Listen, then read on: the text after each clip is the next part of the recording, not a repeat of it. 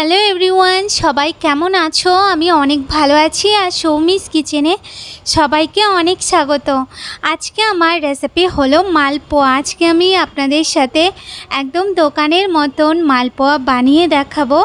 আশা করছি আপনাদের সবার এই রেসিপিটা খুব ভালো লাগবে। তো চলুন দেখে নিই এই মালপোয়া বানানোর জন্য আমাদের কি লাগছে। তো দেখুন, প্রথমে আমি এখানে একটা বোল নিয়ে নিয়েছি। এরপরে আমি এখানে একটা বাটি মেপে আমি সব কিছু নিয়ে নেব। তো এখানে এই বাটিটা মেপে আমি প্রথমে 2 বাটি নিয়ে নিয়েছি ময়দা, আর এরপরে আমি নিয়ে নেব সুজি 2 বাটি। তো এখানে আমি যতটা ময়দা নেব ততটাই সুজি নেব। আপনারা যেই বাটিতেই মেপে দিন না কেন সেই বাটিটা মেপেই কিন্তু সব কিছু দেবেন। এরপরে আমি ওই বাটিটা মেপেই হাফ বাটি দিয়ে দেব একটু চিনিটা দিয়ে এরপরে আমি ওই বাটির 3 বাটি এখানে আমি দিয়ে দিচ্ছি দুধ। আর দুধটাকে আমি জাল দিয়ে ঠান্ডা করে নিয়েছিলাম। তো দুধটা দিয়ে এরপরে আমি ভালো করে একটু গুলে নেব। তো যতক্ষণ আমি গুলছি ততক্ষণ আপনারা আমার চ্যানেলে যদি নতুন হয়ে থাকেন তাহলে আমার চ্যানেলকে সাবস্ক্রাইব করে দেবেন। আর আমার রেসিপি আপনাদের যদি ভালো লাগে তাহলে অবশ্যই লাইক আর কমেন্ট করতে ভুলবেন না। আর প্লিজ একটু কমেন্ট করে জানাবেন যে আপনাদের কেমন লাগছে। তো দেখুন, এখানে আমি গোলার পর একটু ঘন হয়ে গেছিলো দেখে আমি ওর মধ্যে আবার 1 বাটি দুধ দিয়ে নিয়েছি। দুধটা দিয়ে এরপরে আমি আবার একটু ভালো করে গুলে নেব। তো ভালো করে একটু গুলে নিয়ে এরপরে আমি ঢাকা দিয়ে এটাকে একটু রেস্টে রেখে দেব।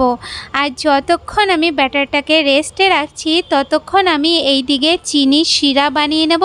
শিরা বানানোর জন্য এখানে আমি দিয়ে দিচ্ছি 2 বাটির মতন জল, আর এখানে আমি দিয়ে দিচ্ছি 1 বাটি চিনিটা দিয়ে এরপরে আমি ওর মধ্যে দিয়ে দেবো 3-4টের মতন এলাচ। আর এলাচগুলোকে আমি একটু ফাটিয়ে নিয়েছি। এলাচগুলো দিয়ে এরপর আমি নাড়াচাড়া করে নিয়ে এরপর আমি শিরাটাকে একটু জাল দিয়ে নেব। তো কিছু সময় জাল দেওয়ার পর দেখতে পারবেন যে শিরার কালারটা চেঞ্জ হয়ে এসছে। তো এই সময় আমি একটুখানি হাত দিয়ে চেক করে নেব। যখন দেখবেন যে হাতের মধ্যে শিরাটা লাগছে, একটু আঠালো আঠালো ভাব মনে হচ্ছে, তখন ভাববেন যে শিরাটা হয়ে গেছে। এরপর শিরাটাকে নামিয়ে দিতে হবে। আর ঠান্ডা হয়ে গেলে শিরাটা আরেকটু ঘন হয়ে যাবে।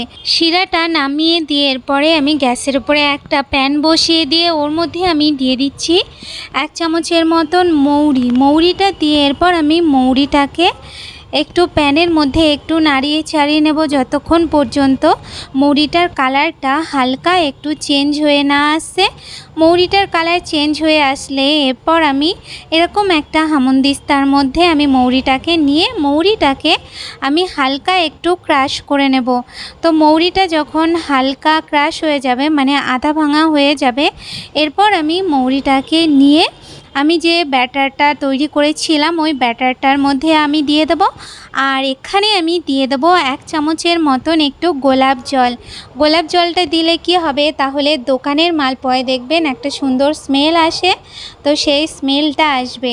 এরপর আমি সব ব্যাটারটাকে ভালো করে একটু গুলে নেব। আচ্ছা, এখানে একটা কথা বলি, যদি দেখেন যে ব্যাটারটা একটু ঘন হয়ে গেছে তাহলে ব্যাটারের মধ্যে কিন্তু অল্প আর একটু দুধ দিয়েও একটু গুলে নিতে পারেন। তো দেখুন, ব্যাটারটা আমাদের রেডি হয়ে গেছে। এরপরে আমি এই দিকে তেল বসিয়ে দিয়েছি। তেলটা গরম হলে আমি ওর মধ্যে একটু ব্যাটারটা 2-1 ফোঁটা দিয়ে দেখব যে তেলটা পুরোপুরি গরম হয়েছে নাকি, মানে মালপোয়া ছাড়ার মতন হয়েছে নাকি। তো আমাদের তেলটা গরম হয়ে এসছে। এই সময় আমি ওর মধ্যে একটা হাতা দিয়ে এইভাবে মাছ বরাবর আমি ব্যাটারটাকে দিয়ে দেব। ব্যাটারটা দেওয়ার একটু সময় পর দেখতে পারবেন যে মালপোয়াটা না একদম ফুলে উঠেছে। তো যখন মালপোয়াটা ফুলে উঠবে তখন একটু এইভাবে হাতা দিয়ে একটু তেলটাকে এভাবে মালপোয়ার উপরে দিয়ে দেবেন, তাহলে মালপোয়াটা উপরে ভেসে উঠবে। তো দেখুন, এখানে মালপোয়াটা খুব ইজিলি ভাজা হয়ে যাবে। তো এরপর আমি মালপোয়াটাকে নামিয়ে নিয়ে আমি যে শিরাটা বানিয়েছিলাম সেই শিরাটার মধ্যে এইভাবে মালপোয়াটাকে দিয়ে দেব। আর এইভাবেই আমি আর যে মালপোয়াগুলো রয়েছে সেইগুলোকে আমি তেলের মধ্যে ভেজে নিয়ে তারপরে আমি চিনি শিরার মধ্যে দিয়ে দেবো আর 2-1 মিনিট চিনি শিরার মধ্যে একটু চুবিয়ে নিয়ে এরপরে মালপোয়াগুলোকে একটু তুলে নিতে হবে। তো দেখুন মালপোয়াগুলো দেখতে কতটা সুন্দর হয়েছে, একদম দোকানের মতন, আর খেতেও কিন্তু দারুণ টেস্টি। তো আপনারা কিন্তু অবশ্যই এই মালপোয়ার রেসিপি ট্রাই করবেন বাড়িতে, আর আমাকে কমেন্ট করে জানাতে ভুলবেন না আপনাদের কেমন লাগলো।